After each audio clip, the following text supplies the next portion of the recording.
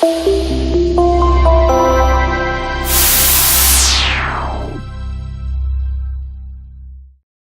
everybody, it's John Costigan. Never done a LinkedIn video, so I'm going to keep it really quick. But this topic that I'm going to talk about, I think it's a really big topic that's costing you money. It's allowing you not to close business, and this is it. You are losing control of the sale. You are like the tail wagging the dog, and they're having you run around doing a lot of work without knowing what happens when you get done doing it. That's number one. But number two, you're losing control of a lot of the little tiny steps that are in those processes. Let me give you a very simple example. I'm talking to a sales rep in Houston. I was just in Seattle this past week, okay, and just got home late last night. Last week I saw this happen with another client, and it's almost like when you buy a new car, you see it everywhere. I'm starting to see this everywhere. Sales reps are losing control. The gentleman in Houston, what he was doing was he was calling into the CEO's office, and he was having a conversation, and there's a lot of things we've changed to our programs now, because I know a lot of you know I've done all the live calls, right? I mean, I've done them in Dubai and Detroit and Dublin, Ireland. I mean, I've made live phone calls all over the world, right? And I showed my audience how to get in the door, okay? And we do it live. But what I will tell you is we've had to change this, because what I did 10 years ago what I did 3 years ago does not work today. It doesn't. So I know we've had to change up some things. One of the things you need to change up is we'd like to send an email off to your president and CEO. And we work on that email, everything from the agenda, the objective, the clear next steps, meeting times, all of it. It's so buttoned up. But it really puts you in a class of, hey, this isn't hi, I'm lost. This is no, we'd like to meet with you guys, okay? So when you do that, it puts more meat on the bone. But example, this gentleman in Houston, he was making the phone call. Let's pretend the president is Michelle Smith and the assistant is Mary. Hi, Mary. We'd like to see if we could set up some time to maybe schedule something with Michelle. Would you mind if I know it's probably a little early to just say grab her calendar. You probably want some information from us. So can I send something off to you? Sure. Everybody says yes to that. I mean, it's really rare they don't say. They're like, sure, send away, right? Confirm your email, send it off. But then he was hanging up.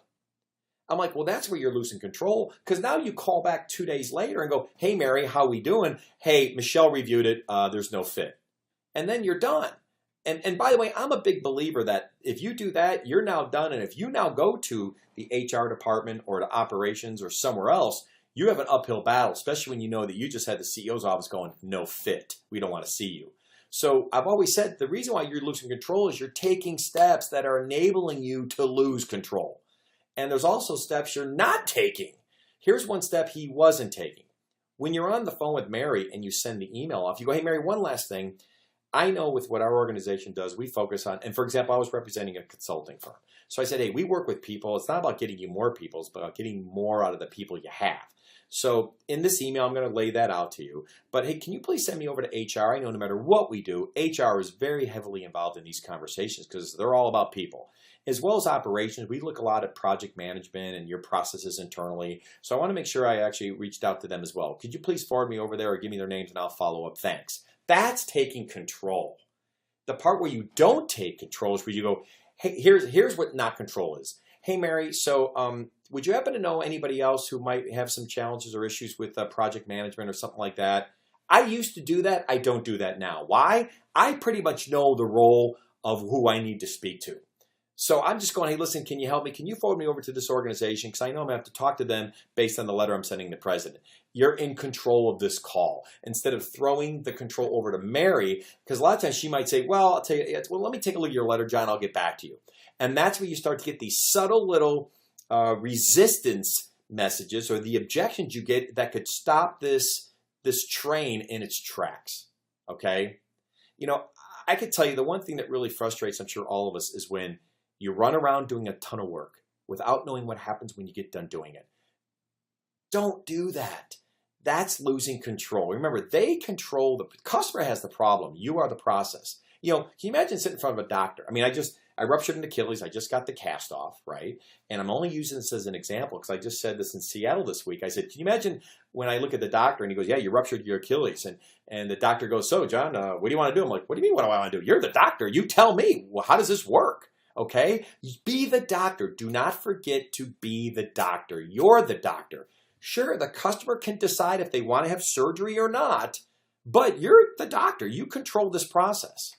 So for example, the customer says, these are our 5 steps of how we decide to move forward with a vendor or not. You go, great. So these are your 5 steps. But the part where you're the doctor, you can go, wonderful. So those are your 5 steps. If I can do all these steps for you and meet your budget and align with my products in terms of what you're trying to accomplish with your problems, if I could do all that, hey, where do we go from here? How soon you want to get this fixed? If they go, well, hey, I'm not really sure yet. Let me just see your proposal first. That is a huge red flag of, uh-oh, we're going to start running around doing a lot of work for free. So, hey, I know we're over 5 minutes on this, but I wanted to get this in front of you very quickly. And what I want to say is, listen, don't lose control of the process. You're the doctor. They're not. And if you can try to remember that, I tell you one thing, you're going to start focusing on real deals, and you're not going to start filling out forecasts that truly almost look like the game show host here, the game show here in the United States called Jeopardy, where one of the categories is, I'll take creative writing for 1,000, Alex. That's no fun when your forecast, when you know in your heart and soul that forecast isn't a real forecast. Okay, so hey, good selling. It's my first video. I know it's probably way too darn long, but I hope you enjoyed it. Bye-bye.